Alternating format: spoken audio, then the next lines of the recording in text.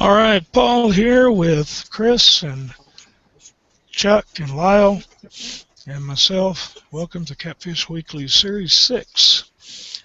And today we're going to go over baits, the best baits for catfish. Probably cover things that you didn't even know, but we're going to go over the baits. Anybody want to start off first? Or Lyle or Chuck? Yeah, I can go over some. Down here, we use a lot of bluegill for blues and flatheads. Most time we try to get them the day of. There's not much care to take in a bluegill. They'll pretty much live through anything. You can keep them overnight in a bucket. I use a small Fraybill bubbler, and I just stick down there, battery operated. Not go fishing for 2 days, and I'll still have them lively and ready to go if you keep the water, if it's real hot, just keep ice in it or whatever. But that seems to be the best bait down here. We try, in this river, skipjack get natural. I've soaked skipjack straight up next to bluegill. Some nights I hadn't got a bite on skipjack, and bluegills just tear them up. So a lot of people say skipjack does really good in bodies of water that they're not natural to, but I don't really find that true here in the Coosa. Cut carp seems to work a lot better. But the days that we go fishing, we go ahead and try to get our baits that day. So we'll go out and we'll do a whole different little fishing trip. We won't even have our catfish stuff with us. I'm right here on the lake. We'll jump in the boat. We'll go get our bluegill. I'll bring the net with us in case we're not able to get the bluegill. We have to use rod and reel here for our bluegill. We can't use a throw net. We can't hardly use any other species of game-type fish other than bluegill. So we'll have to go out and we'll have to do our little brim fishing trip, catch our bluegill on rod and reel, come back in. If we don't get our bluegill, we'll have to throw the net a couple of times, which shad's usually pretty easy to get. The larger ones that are 10 inches long or sometimes longer, they're a lot harder to get. But a lot of times it's the last resort. But we usually always have live bait when we go out flathead fishing at night. And anything that's left over from our flathead trip, we go ahead and put them in Ziploc bag, freeze them up, have our last resort, go out blue fishing or whatever. When I go out catching shad, the best secret that I've learned to keep them alive and keep them lively is to have a round bait tank and a round transfer tank. By a transfer tank, what I mean is the intermediate storage to put them in that you dump the net in when you pull them out of the water. That transfer tank, they can go ahead and regurgitate, get rid of waste, get rid of some of the slime coat and stuff that causes the toxins in the water.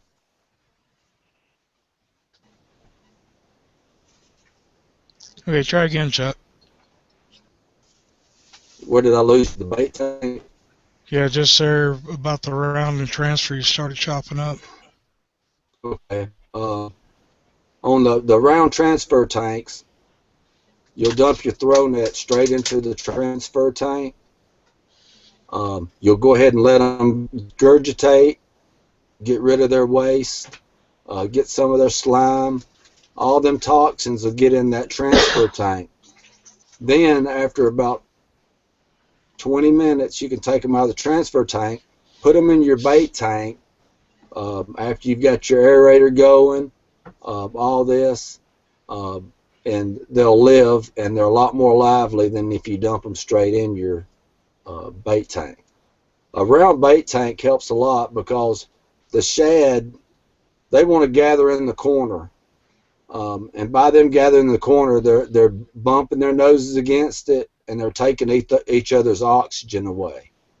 If you can get a round bait tank and put your water in a circular motion, That helps the shad swim around. They don't have no corner to get in and group up. And most of the time they'll last. If you can keep the water at a pretty cool temperature, they can last about all night, and they're still lively when you put them on the hook.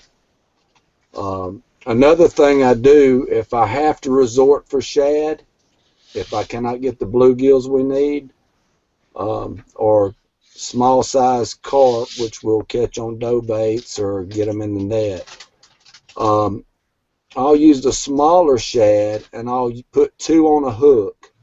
I will hook them behind the dorsal fin where they're facing away from each other. And what this does, it causes a larger bait presentation for viewing, and it causes a larger bait presentation with vibration, which the larger fish that are targeting those vibrations of that size, it brings them on in. You'll still get the small 3, 4, 5, 10-pound flatheads coming in, but it will also target the larger ones on in if you can't get the larger baits. And also, if we're using bluegill, and a lot of times during prime time we'll get out immediately, wham wham, we have 4 big hand-sized bluegill. That's all we were able to get, and they're gone. And we have 12 or 15 small ones. I'll do the same thing with the small bluegills. I'll put them on there facing away from each other, hook behind the dorsal fins, and they'll just sit there and play tug of war. They won't get down there on the bottom and get inactive and try to hide. I think what they do, they keep each other on their toes. They each know each other's there, and it keeps both of them active the whole time. And last year we did this a lot, and it helped big time on bringing in the flatheads we were trying to target. And a lot of times we didn't have problems catching blues right along with them. I'll jump in here real quick, Chuck. Go One ahead. of the things that we should mention that is that for bluegill, there's many different types. Some people call about every kind of sort of sunfish or bluegill a bluegill, and your state probably doesn't do that. They probably have a limit on different species, so like a pumpkin seed or green sunfish or bluegill. Each of them might have a different limit in your state, so you should always check your state laws to see what you're allowed to have. Also with live bait, if you're allowed to take that any sort of live bait from one body to the other. Like in Indiana, I know you're not allowed to take shad. I'm not allowed to go to my reservoir and cast net shad, keep them alive, and take them to any other lake or even to the Ohio River. It's illegal to transport the live shad. You have to pretty much kill them, throw them on ice immediately. So just know your laws. Look up your laws. Make sure that if you're out there catching bluegills live and throwing them in a bucket, that you're not, make sure you know what species you got, what your limits are.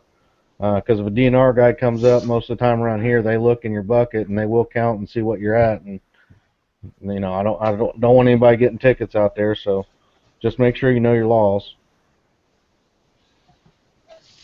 Absolutely. And this is this week's code. It kind of gets back. There you go. Can you see it all? Yeah.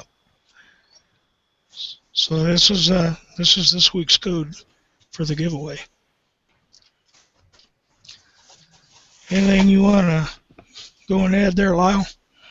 Well, we use a lot of bluegill and bullheads or flatheads, but when we are tournament fishing, the majority of the time we're using skipjack, moon eye, shad, freshest caught as you can get.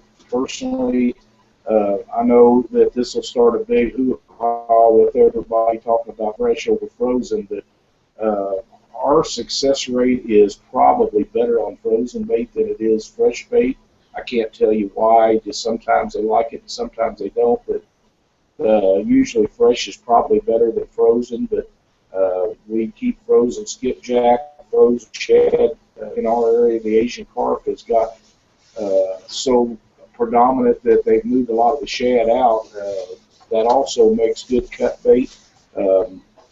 We catch them babies and they jump in the boat, side them off, and put them in a bag with all the juice and blood and stuff, and vacuum seal them up and keep them that way. And the same we do vacuum seal the skipjack and shad whole. I've caught the most fish on frozen bait, and that's simply because a lot of times running tournaments, we don't have time to go out and get fresh bait. We use it if we got it. I have a pond behind my house that has nothing in it but bluegill and small bass, and when I catch the bass, I throw them up on the bank because I don't want them in there. If we're going after flatheads, we just go down there and rip us out a couple of dozen bluegill or sun perch or something, and we're good to go. In tournament situations, sometimes a guy, if he's in a channel cat area and nobody's catching any fish, ought to have some kind of D&K punch bait, something like that in the boat. If you're not getting in some fish and you need to, a lot of the tournaments will have a deal to where the big prize will be one fish over a certain length will get you in a drawing, and at that point, if you're halfway through the day and you don't have anything in the boat, you need to put some fish in the boat, and you can use fishing worms or stink bait of some kind of your choice, whatever works good for you, and get your fish in the boat so you get in a drawing. Sometimes people are giving away boats, sometimes they're giving away rods, sometimes they're giving away different prizes, different things, but you have to have a fish to qualify, and you can usually go to the rocks or the brushy areas and off the end of dikes and stuff and pick you up a fish right quick to get you in a drawing for things.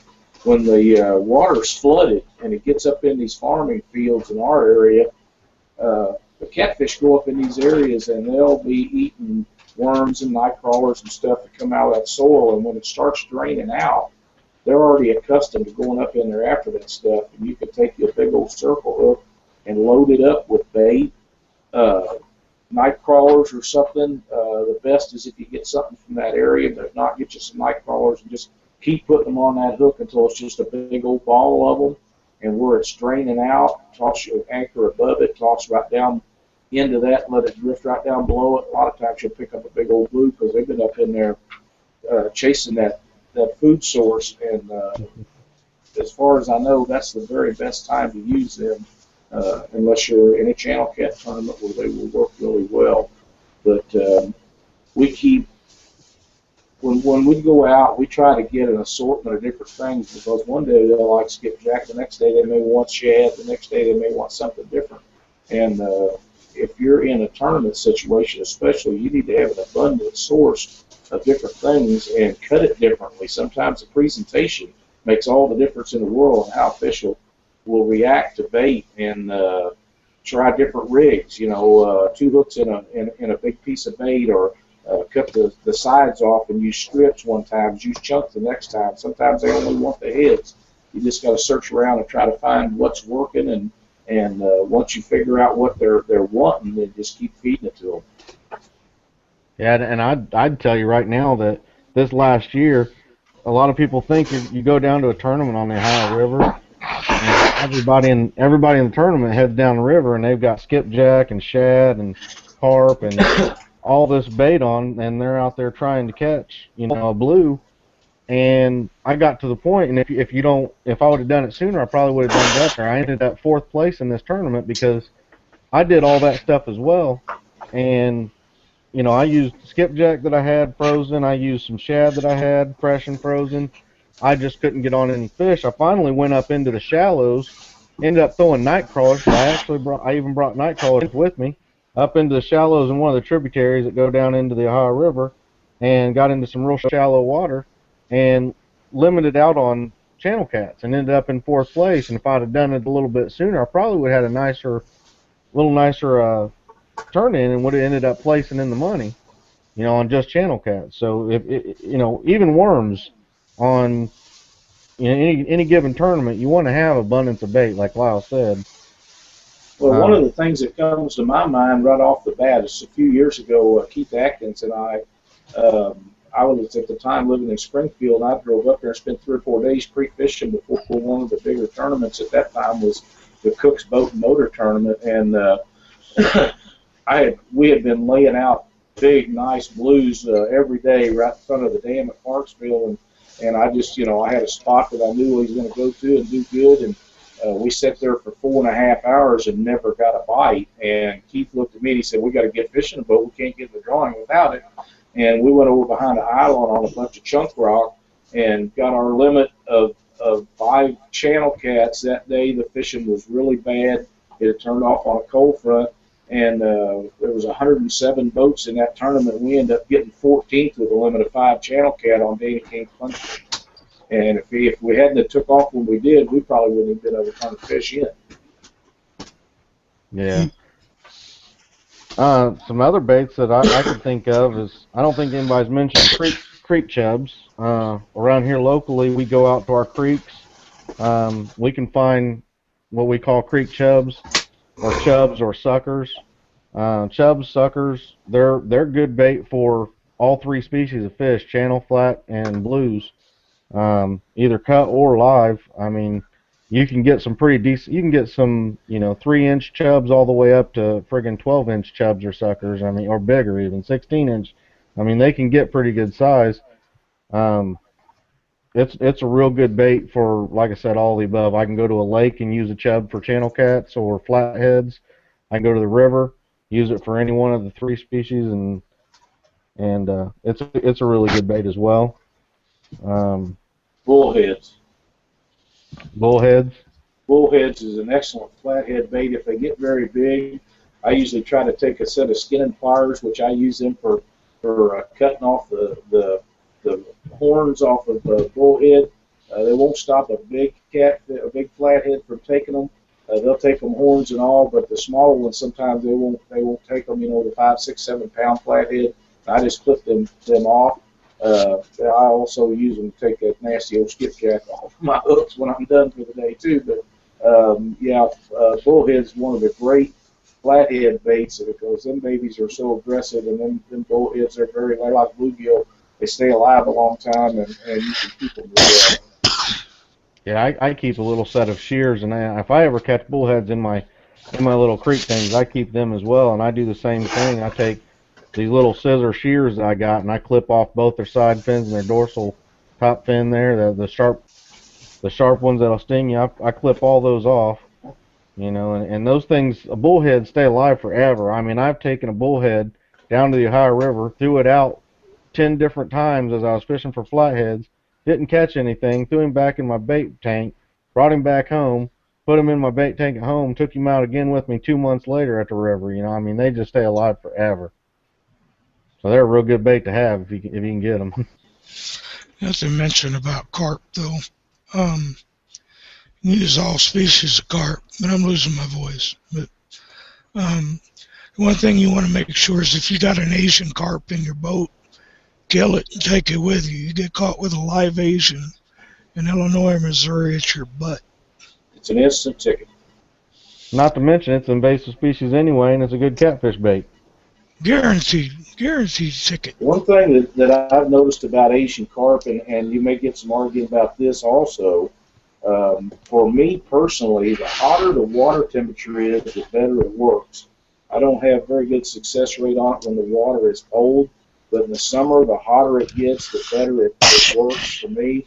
And we've caught some really nice blue cat on those, and a few flatheads, actually, not as many though. I don't catch very many flatheads on cut bait, although this year I caught the majority of them on cut bait. But normally, live bait is what works best for me for flatheads. Just trying to name a few other baits. People use livers. Liver's a bait for liver and shrimp, and the shrimp, I've heard people that they baste it in garlic and all kinds of other different concoctions, and it's a good channel cat bait normally for small lakes and things like that. Beef or pork hearts I've been used. They're a good bloody bait that's easily to be able to chunk up and take out to river or lake and use. The beef and pork livers is pretty good too. I've used those on channel cat. Hot dogs. Along with crawfish, and I lived one time in Missouri, and I can't remember, but I think we could use goldfish. I can't remember, but Yes, yes. A lot of people use goldfish, especially for flatheads. They work really well. you use chicken gizzards. Hey, you can't get them off a hook. Yeah, Well, get that's another thing about Asian carp. The skin on them is so tough that, you know, if you're having problems keeping a bait on, Asian carp is an excellent choice at heavy current because you nearly got to cut it off. That's the reason for the skinning pliers in our boat is because it is so tough that it's a job to get it off. You actually have to nearly cut it off with any hook. It's just the toughest stuff there is. and going back to what Chuck said, you know, if you're out throwing your cast net for shad or whatnot, and you get a common carp, you know, a grass carp or whatever in your net, especially a smaller one. My biggest fish of the year this year was caught on the head of a small grass carp or common carp. So it's a good bait as well. You know, I mean, if you get one of them in your net and you're throwing for shad, don't toss it back out. You know, if you have a good mixture of bait on your boat, that's the best way to try to find what the fish are looking for. And you know, myself personally, as far as the way I use bait, I don't seem to use tails very often. I've a lot of people I know don't, but I've heard there are people that love tails. Myself personally, I'll either just, you know, cut the tail off and throw it out, or cut it and put the whole thing on. I'll like just slice on the side of the bait, and if I'm baiting the thing whole, I'll just leave the whole thing on. But if I'm using any sort of cut bait or whatever, I normally cut the tail off and don't use it. I got another little list here. Stink baits, and some people believe in them, some don't. I've never caught anything but a small fish off of stink bait, but that's just me. I have used catfish soap on the Missouri River in Columbia, Missouri when I lived there. That works. Cottonseed cake. Me and my dad would go out, and that's all he'll bring, and he still catches catfish. And then you got bait enhancers. You want to be kind of careful about what you get. You know, the other thing you didn't talk about was lures. They sometimes catch flathead. I seen a lot of people the other day talking about jigging for flatheads. Yeah, I These myself, guys, I don't do it. I'm I'm not sure if anybody that I know of that even really, you know, especially in a tournament setting, I don't know of anybody that does it really, but there could be some. I myself don't.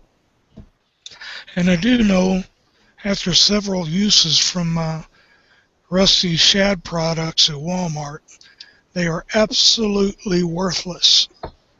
Um, we've baited up 15 jugs, 15 regular shad. We've done it with trout lines, and every time the bait's pretty well still on the hook. So once in a while you might get a turtle, but Yeah, now, we've I do want to mention, when you're doing that with jugs and stuff, you're doing that as a test mode. You don't do correct. that for fishing. You're doing that just to test a bait, and then all the Yeah, fish still get turned loose. I want because to you make get sure that everybody yeah, understands what the reason for that. because you got one pole or two poles, you're not going to get a very accurate number. So that's With the jugs, reason we you can do set out that a when whole we're bunch of them. testing. You can release all the fish and keep Yeah, them we going. did that with we did that with Triple X and 15 jugs with, 15 without. So when we're testing baits, I get a better number or a better average. I think that I have tried every bait enhancement product that's on the market. I get people sending me that stuff all the time, and I'm not saying you can't catch stuff on it. I'm just saying it's never worked for me, any brand. I've tried it all. I've tried it just fun fishing, pre-fishing for tournaments. I've tried it in tournaments when the fishing was slow. And if the fish are biting, they'll take the natural stuff Yeah, every time before they they take the other stuff. uh, they never work for us in the cold. It's always got to be 70 and above. I'd like to real quick here. I'd like to talk about a couple utensils couple things that people can use to help with catching bait. The first is a product called the Perfect Circle Net Thrower. I myself, I'll be honest with you, I can throw a net maybe 2 times, 3 times, and get it to open about 80% if I'm lucky. And then after that, I just start to slack off on it or something because it just starts to get worse and worse as I throw it.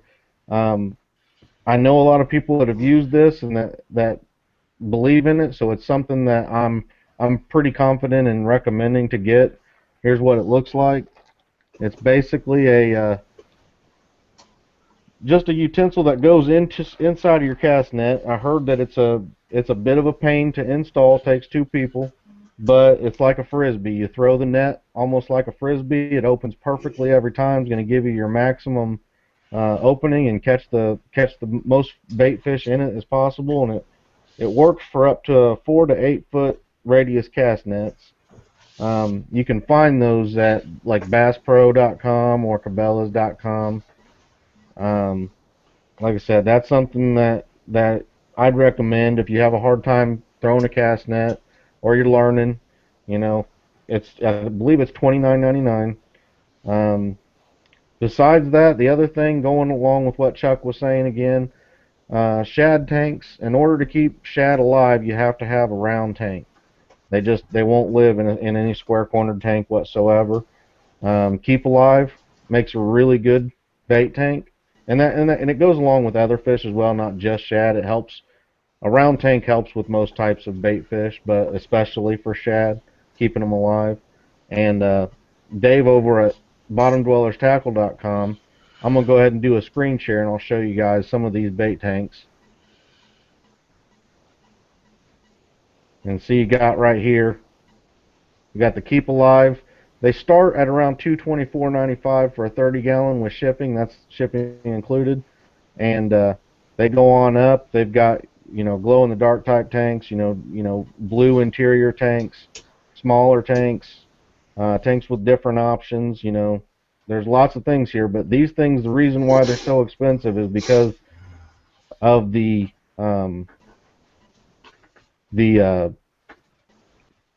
insulation that's in them, and then also because of the filter that they come with.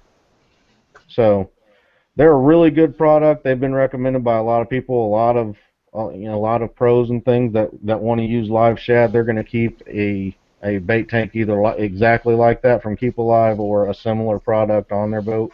And if you don't know, Dave has the best prices on anything anyway, so if you're looking at getting one, you might as well check them out over there.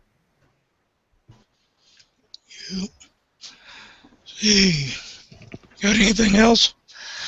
I was wanting to go over these guys that go out and do their bow fishing. You'll see them go through at night while you're fishing. They got the whole lake lit up with these big decks on the front.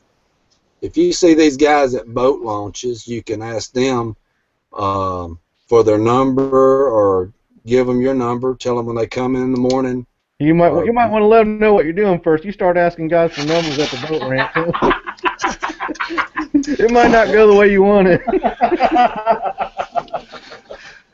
Yeah, and you can also let them know a lot of these guys aren't educated about flatheads and stuff, and they'll get out there and they'll shoot flatheads and stuff while they're back up in their you just let them, give them your opinion, just like, hey guys, pass on my flatheads while you're back there. There's plenty more fish out there. There's a bunch of junk fish.